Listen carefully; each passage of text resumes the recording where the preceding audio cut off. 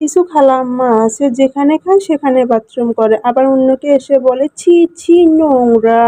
লাইফে কিছু সিসি সুদর্শন আপার আগমন চলতেছে, ওরা কতই না পরিষ্কার যে আমার ভিডিও দেখে সারাক্ষণ সিসি করে। সিসি সুদর্শন আপারা কতটা পরিষ্কার থাকে আমি জানি না, আমার পরিষ্কার থেকে হয়তো বা আরো জঘন্য অবস্থায় থাকে। কি যে বুঝাতে চায়, সারাক্ষণ শুধু মানুষের ভিডিও দেখে আর মানুষকে উল্টাপাল্টা কমেন্ট করে। যেহেতু অপরিষ্কার চলি তাহলে আমাকে স্কিপ করে চলে গেলে তো হয়। যারা আমাকে ভালোবাসে তারা অবশ্যই বলবে আমি অপরিষ্কার চলি না, পরিষ্কার চলে। আর যাদের দুটা বাচ্চা আছে তারাই বুঝে যে কতটা কষ্ট একটা মায়ের। এখনই দেখতে পারবেন আমি আমার মেয়েকে কোলে নিয়ে রান্না বাড়া করতেছি। এই যে দেখেন আমার মেয়ে ঘুম থেকে উঠছে, আমার রান্না কিন্তু এখনো শেষ হয়নি। মেয়েকে কোলে নিয়ে রান্না বাড়া করতেছি। রুমের অবস্থা একদম খারাপ হয়ে রয়েছে, এখনো রুমটাও গোছাতে পারি না। রুম গুছিয়ে কি করবো, একটা সময় বাচ্চারা বড় হয়ে যাবে কিন্তু কোন সময় রুমগুলো এলোমেলো হবে না আর আমিও গোছাতে হবে না, তখন এই দিনগুলোর কথা অনেক মনে পড়বে। আমার দরকার নেই ভাই বাচ্চাকে কান্নাকাটি করিয়ে আমার রুম গোছানোর কোনো ইচ্ছা নাই। ঠিক আছে, 4 মিনিটের ভিডিও দেখে মানুষকে বিচার করা অনেকটাই অন্যায় আমার মনে হয়, কারণ আমি কিভাবে থাকি কিভাবে চলাফেরা করি ওইটা 3 মিনিটের মধ্যে ধরা যায় না। আমি 3 মিনিটের মধ্যে যতটুকু ভিডিও ধরতে পারি ততটুকু আপনাদের সাথে শেয়ার করি। ভাড়া বাসায় থাকি,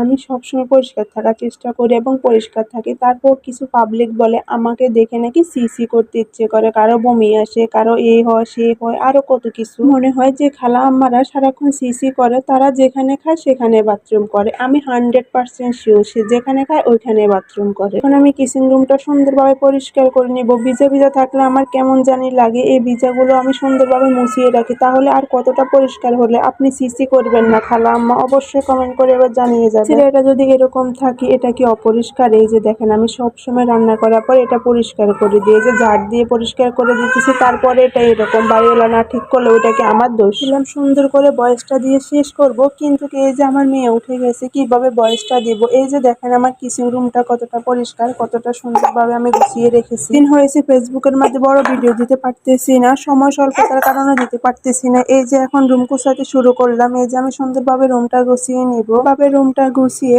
তারপর চলে যাব নাস্তা খাওয়ার জন্য। এখন 10:30 বেজে গেছে, তারপর আমার নাস্তা খাওয়া হয় না। বাচ্চাদেরকে খাইয়ে দিয়েছি কিন্তু আমি এখনো খাওয়ার সময় পাই নাই, কি করব বলেন। আমার রান্নাটাও হয়ে গেছে, এখন আমি সুন্দরভাবে রুমটা গুছিয়ে নাস্তা খেতে বসে যাব। ওইটা তো আপনাদেরকে আর দেখাবো না। এই যে দেখেন রুমটা সুন্দর করে গুছিয়ে নিছি, তারপরে এসে বলবেন সি সি সি সি নোংরা। আর কোনো ভিডিও করা হয় নাই, নামাজ পড়লাম, গোসল করলাম, খাওয়া দাওয়া করলাম, এই যে মেয়েকে খাবার দিয়ে দিলাম। আর আপনাদের ভাইয়ের জন্য লেবু শরবত বানিয়ে রাখতে হয়, এই যে আমি জামাইয়ের জন্য লেবু শরবতটা বানিয়ে রাখতেছি। আপনাদের ভাইয়া এটা অনেক পছন্দ করে। বিকেল বেলা একটা তরমুজ কাটলাম, একটা কি অর্ধেক তরমুজ কাটলাম আর কিছু মালটা কেটে নিলাম। আমি যদি কারো মনে কোনো কষ্ট দিয়ে থাকে অবশ্যই ক্ষমার দৃষ্টিতে দেখবেন। আল্লাহ হাফেজ।